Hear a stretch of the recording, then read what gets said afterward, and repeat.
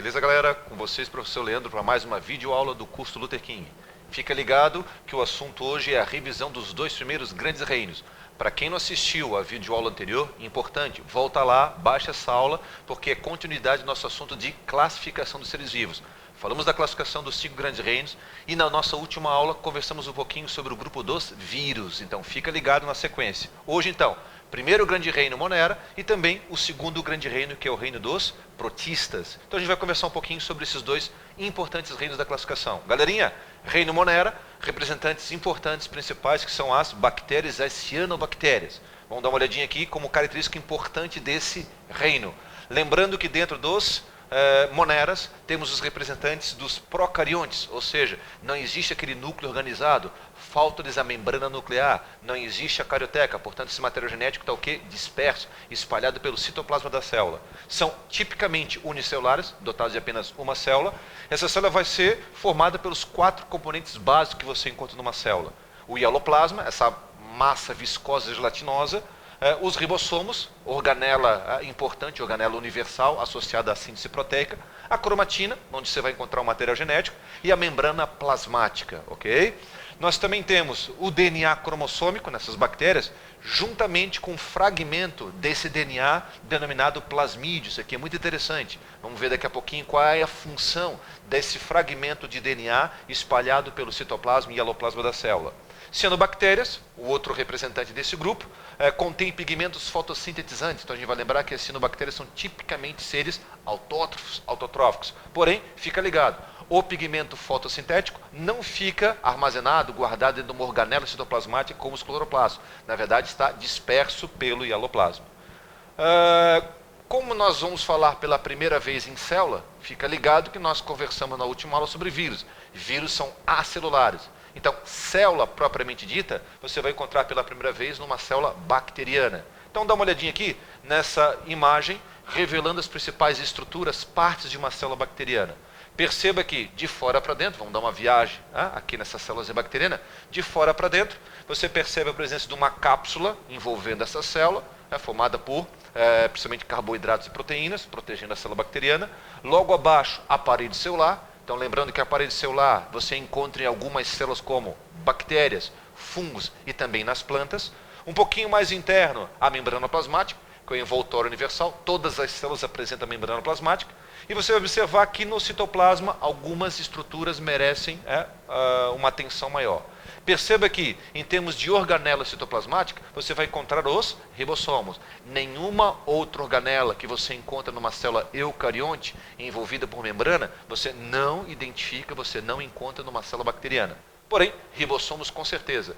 E ribossomos é importante porque a gente comentou um pouquinho na última aula a necessidade dos ribossomos para a síntese de proteínas realizada pela bactéria. Observamos também a presença desse nucleóide, um termo aqui interessante, no lugar de núcleo, nucleóide, essa região onde fica o material genético, o DNA, associado ao mesossomo. O mesossomo, essa pequena invaginação da membrana, onde fica associado, então, o DNA e muitas vezes um conjunto aglomerado de enzimas relacionados ao metabolismo dessa célulazinha, como, por exemplo, ligado à respiração da célula bacteriana. Percebemos também a presença de plasmídio, comentado agora há pouco, pequenos fragmentos desse DNA que ficam soltos, dispersos por esse citoplasma. E também, nesta figurinha bastante completa e interessante, a presença externamente de uma estrutura de locomoção, no caso o flagelo. Você pode encontrar um ou mais flagelos. E aqui no cantinho direito, só cuidado, a palavra é fímbria, você não está observando os cílios, seria uma coisa incorreta a presença de flagelo e cílios. Então você tem flagelo, e aqui no cantinho direito a presença de fímbrias, estruturas importantes, associado à percepção do meio, superfície de contato e reconhecimento do local onde essa bactéria se encontra. Bacana? Então aqui você tem uma visão geral dessa célula bacteriana com as suas principais estruturas. Como a gente está falando de célula bacteriana, não custa também lembrar das diferentes formas dessa célula bacteriana. Vamos lembrar das principais? A forma bastante importante e conhecida, essa pequena esfera, conhecida como cocos. Inclusive, a gente vai lembrar aqui, é bastante frequente, é bastante comum a presença de bactérias coloniais, formando colônias, E de acordo com o formato desse aglomerado de cocos, essa colônia, nós temos denominações designadas de forma distinta. Então você tem aqui, ó, diplococos, 2 células, streptococcus, estafilococcus, ok? Observamos aqui embaixo os espirilos, né, curvadinho, né, torcidinho, bacilos, também bastante importante, e aqui no cantinho mais uma para poder fechar, os vibriões. Então vamos destacar essas 4 formas bacterianas bastante importantes: os cocos, os bacilos, os espirilos e os vibriões. No aspecto forma, o aspecto morfológico dessa célula bacteriana, você encontra então essa diversidade importante. E a reprodução, gente? Como é que ficaria a principal reprodução de uma célula bacteriana, essa célulazinha unicelular? Então a gente destaca aqui a reprodução assexuada, essa reprodução que não envolve a presença de gametas, perfeito? Nós temos aqui no caso as bactérias, estou colocando já aqui para você não se perder numa questão de prova, você pode encontrar essas 3 denominações, são sinônimos: divisão binária, bipartição ou sessiparidade. Uma bastante usada é a bipartição, bi2, partição, dividir essa célula. É um tipo de reprodução no qual essa célula se divide, uma divisão celular, originando 2 novas células geneticamente iguais. Então, pensando unicamente nesse processo de reprodução assexuado por bipartição, essas 2 células filhas são geneticamente iguais, não permitiria então a variabilidade nesse processo. Lembramos também que as bactérias têm essa capacidade muito interessante, que é a formação de esporos, ou células de resistência. Quando o ambiente está inóspito, quando o ambiente não é favorável, a célula pode formar esses esporos e permanecer nessa condição desfavorável por um longo período de tempo. Além da reprodução assexuada, vão lembrar que as bactérias podem também fazer o processo sexuado, mas fica ligado, processo sexuado sem a presença de gametas. Tanto é verdade que a palavrinha que está aqui do lado, muita gente esquece, o processo de conjugação, onde uma bactéria vai doar parte do seu material genético para a bactéria receptora. Percebeu aqui, galerinha? Parte do DNA, ou seja, o que é transferido de uma célula para outra é o plasmídio. Aquele pequeno fragmento de DNA que é transferido de uma célula para outra durante esse processo de conjugação. Perceba aqui que a imagem ajuda a explicação. Você tem 2 bactérias que ficam temporariamente unidas e a transferência desse DNA, desse plasmídio, de uma célulazinha para outra. Após a separação, a bactéria que recebeu esse plasmídio, geneticamente ela está agora o quê? Diferente de antes do processo. Nós também temos uma imagem aqui no cantinho direito, em microscopia, mostrando esse pelo sexual, essa projeção que permite a união temporária entre as 2 células. Então, esse processo chamado conjugação pode ser considerado o processo mais frequente e mais comum de reprodução sexuada entre os monera. Só que fica ligado, nós temos também o processo de transformação. Acompanha pela imagem. Perceba que na transformação, quando ocorre a lise, a morte dessa célula bacteriana, ocorre fragmentação, quebra desse material genético, DNA, e uma outra bactéria pode incorporar esse DNA que está livre, solto no meio. Incorporando o fragmento desse DNA, ele acaba sendo incorporado ao DNA dessa bactéria. Portanto, geneticamente falando, essa bactéria também está diferente, porque ela incorporou o DNA de uma outra bactéria que, por lise, por ruptura dessa célulazinha, liberou fragmentos desse DNA no meio. E para fechar, nós temos que lembrar também um processo sexuado chamado de transdução. Para quem acompanhou a nossa aula anterior, nós comentamos um pouquinho sobre o ciclo lítico dos vírus. Então, essa figurinha aqui, para quem viu essa aula, reconheceu, onde o bacteriófago, esse vírus, ao acoplar-se à célula bacteriana, injeta o DNA do vírus dentro da célula. Consequentemente, essa célula, devido ao seu material ribossômico, começa a produzir proteínas virais, começa a construir novos vírus. Perceba que aqui aconteceu a lise, a ruptura dessa célula e a liberação de novos vírus. O que pode acontecer nesse processo? Ao romper a célula, eu posso ter aqui, como ele mostra nessa figurinha, um bacteriófago, um vírus que foi formado, mas que carrega fragmento dessa bactéria que serviu como célula hospedeira. Olha só que interessante. Esse vírus vai ser liberado e, ao incorporar-se a uma outra célula bacteriana, ocorre a inserção do material genético do vírus e também do DNA dessa bactéria que sofreu lise, que nem existe mais. Então, olha só que coisa bastante interessante. Nesse processo de transdução, o bacteriófago, o vírus, serviu como mecanismo, como meio de transferência do DNA, desse plasmídio, desse fragmento de DNA, de uma célula bacteriana para outra. Então, na verdade, essa bactéria tem o DNA dela, indicado por essa linhazinha de cor azul, o DNA bacteriano da célula anterior, indicado por esse pedacinho verde, e também o DNA do vírus que está incorporado a essa célula. Perfeito, gente? Então, 3 importantes processos de reprodução sexuada que você encontra no grupo das bactérias. Galerinha, olha só que interessante aqui para a gente pensar e refletir um pouquinho. Importância das bactérias. Ok? Aqui eu estou chamando a atenção para 4 pontos interessantes. Primeiro, olha só que palavrinha aqui de pegadinha. O que seriam bactérias saprófitas? Saprófitas é a mesma coisa que bactérias decompositoras. Por que a figurinha? Te mostrando que quando um alimento não está perfeitamente acondicionado, ocorre a decomposição. Como nós falamos popularmente, o material apodrece. Ok? Isso se dá por ação de micro-organismos como as bactérias. Eu tenho também a importância dessas bactérias decompositoras, por exemplo, no tratamento de efluentes de esgoto, em estações de tratamento. Perceba a importância desses micro-organismos na indústria alimentícia e farmacêutica. Então, alguns medicamentos são fabricados com a colaboração das bactérias. Perfeito? Tu tens a indústria alimentícia na fermentação. Lembra, gente? Fermentação tanto do pão, claro que ali a gente vai ter os fungos também, mas a fermentação para a fabricação de pães, de massas, de certas bebidas, eu tenho a fermentação, então, como um processo realizado por essas bactérias. Bactérias simbiontes, ou seja, bactérias que vivem associadas com outros seres no aspecto benéfico, é positiva a relação entre as duas. Então, muitas vezes, você tem a presença desses micro-organismos dentro do corpo de um outro ser, e não naturalmente, não necessariamente provoca algum malefício, provoca alguma doença. Na verdade, um ser simbionte mostra uma relação benéfica entre os dois. Destacando aqui a presença de certas bactérias, por exemplo, no trato digestivo de certos ruminantes, os bovinos, onde a quebra da celulose é feita então pela ajuda de bactérias. Ok? E ficou aqui no cantinho as bactérias parasitas. Opa! Bactérias que provocam doenças, bactérias patogênicas, ok? Então, lembrando que muitas bactérias têm estreita relação com a gente por causa de algumas doenças. Como nós falamos na outra aula, doenças virais, aqui eu destaco para a gente lembrar um pouquinho, doenças bacterianas. Vamos dar uma olhadinha? Botulismo, cólera, salmonelose. Lembrando sempre, que certas doenças, como essas ladas aqui, eu posso ter a participação, a importância de certos vetores, como os insetos.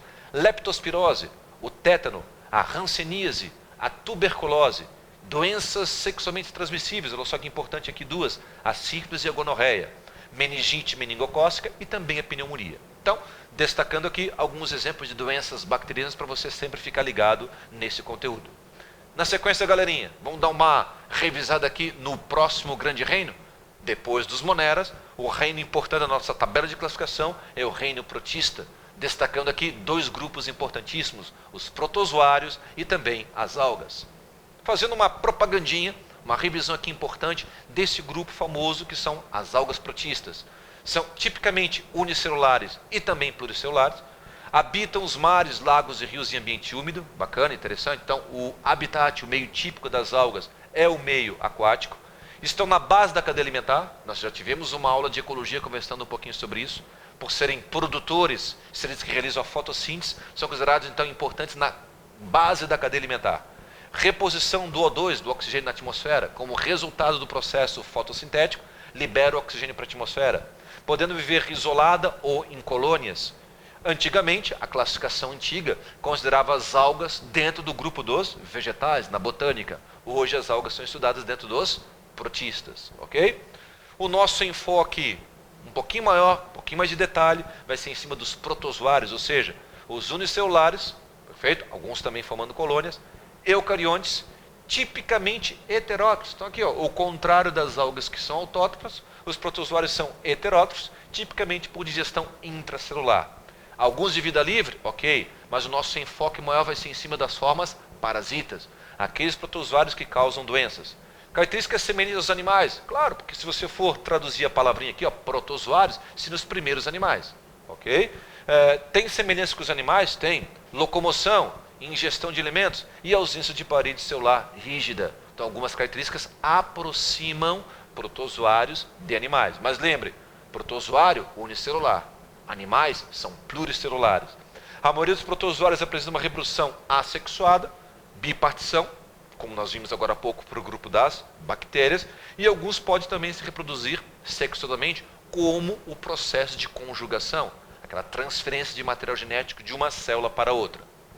Entre os protozoários, galerinha, vamos lembrar aqui que a classificação é bastante diversificada, ok? De acordo com os livros, mas vamos pegar a classificação típica, aquela classificação mais tradicional, que leva em consideração o quê? A estrutura utilizada por esse protozoário, perfeito, para a sua movimentação. Cílios, flagelos, pseudópodos. Portanto, de acordo com a estrutura usada na sua locomoção, você pode diferenciar, separar, classificar os protozoários em 4 grandes grupos. Pega lá, risópodos ou sarcodíneos, locomoção através de pseudópodos, os falsos pés, beleza? Uma estrutura bastante importante que a gente vai encontrar em vários tipos de células, inclusive nos nossos glóbulos brancos de defesa, células do nosso sistema de defesa, realizam fagocitose para englobar uma partícula estranha. Flagelados ou mastigóforos, fácil. Se aparece a palavra flagelados, eu vou utilizar flagelos. Ciliados, tranquilo, a presença de cílios, então vão ficar ligados. Cílios e flagelos, 2 importantes estruturas usadas para locomoção. Diferençazinhas interessantes. Geralmente flagelo é único, cílios são vários, perfeito? Flagelo geralmente é uma estrutura longa, cílio, estrutura de menor tamanho. E o quarto e último grupo, que seria o grupo dos esporozoários. Perceba, desprovido de organela locomotora. Não ter organela locomotora não significa que ele não vai se locomover. Esses esporozoários têm uma característica muito interessante. Eles são tipicamente parasitas, utilizando então um vetor para transferir ou permitir a passagem desse esporozoário de uma célula para outra, de um organismo para outro. Vamos dar uma olhadinha aqui na sequência. Exemplos aqui, gente. Olha lá. Risópodos ou sarcodíneos, eu chamo a tua atenção para a nossa querida e importante ameba. Falou de ameba, eu lembro de amebíase. Olha que foto microscópica interessante. Percebe que exatamente no momento que essa bactéria está o quê? Usando seus pseudópodos, envolvendo uma alga unicelular e realizando a fagocitose. A amebíase, doença provocada por algumas espécies de amebas, também é chamada de disenteria amebiana. Ingerindo água contaminada, por exemplo, a pessoa pode ter então essa disfunção intestinal provocada pela ameba, conhecida então como amebíase. Entre os flagelados ou mastigóforos, o que é que eu estou destacando para ti? Olha que doença importantíssima, o mal de Chagas ou doença de Chagas, transmitida por um inseto, barbeiro, não é mosquito. Transfusão de sangue, perfeito, congênita, mãe para filho, e amamentação. Vamos lembrar que a principal forma de contágio, de transmissão, é através da picada do inseto. Após a picada do inseto, ao defecar nas fezes do barbeiro, a gente encontra o tripanossoma. Ok? Então, o tripanossoma cruzi é o agente causador do mal de Chagas. Ok, gente? Importante esse exemplo. Eu também chamaria a tua atenção por uma outra doença que provoca ulcerações, feridas na pele, conhecida como leishmaniose ou leishmaniose tegumentar, também com o nome popular úlcera de Bauru. Percebemos aqui numa imagem microscópica a presença do flagelo na célulazinha da leishmania e aqui no caso a presença do vetor. Eu preciso de um mosquito, certo? Na hora da picada, transmitindo a leishmania. Enquanto no mal de Chagas eu tenho o barbeiro, na leishmaniose eu tenho o vetor mosquitinho. Algumas imagens para a gente gravar, isso aqui é importante, tu não esquece. Tanto em indivíduos humanos, seres humanos, como também em cães. Perceba as feridas, as ulcerações provocadas na pele do indivíduo. Isso aqui então seria já um sintoma, né, te mostrando um avanço da doença nessas fotos aqui ilustrativas. No caso dos ciliados, a presença então dos cílios, o exemplo clássico é o paramécio.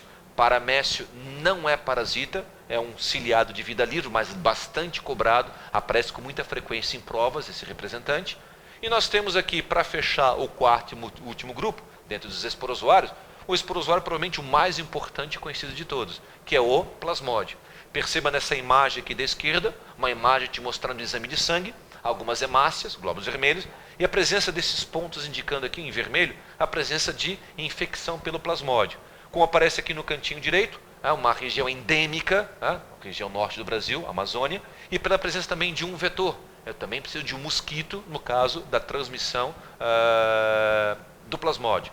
Se na leishmaniose apareceu a figurinha do mosquito, litosomia, aqui eu tenho a presença do anófeles, o importante mosquito, que é o vetor, tudo bem? Vetor da malária. Então vou dar uma olhadinha aqui, ó, figurinha importante, didática, revelando para você, recordar aqui comigo, como que acontece o ciclo de vida da doença. O mosquito, ao picar o indivíduo, elimina junto com a picada um pouco de saliva, injetando na corrente circulatória o plasmódio. Você vai ter duas fases importantes da doença. A infecção do fígado, com intensa reprodução, e também a reprodução intensa nas hemácias, os glóbulos vermelhos. Perceba que um outro mosquitinho, ao picar esse indivíduo que está doente, suga hemácias normais e suga hemácias que estão com parasita. Ao picar uma outra pessoa, transfere esse plasmódio através da picada para uma outra pessoa. Usando então o vetor, o mosquito, ocorre a transferência do indivíduo para outro durante o ciclo do plasmódio, agente causador da malária. Beleza, galera? Com isso fechamos a revisão do reino Monera e reino protista. Fica ligado na nossa próxima videoaula. Um abraço, tchau, tchau.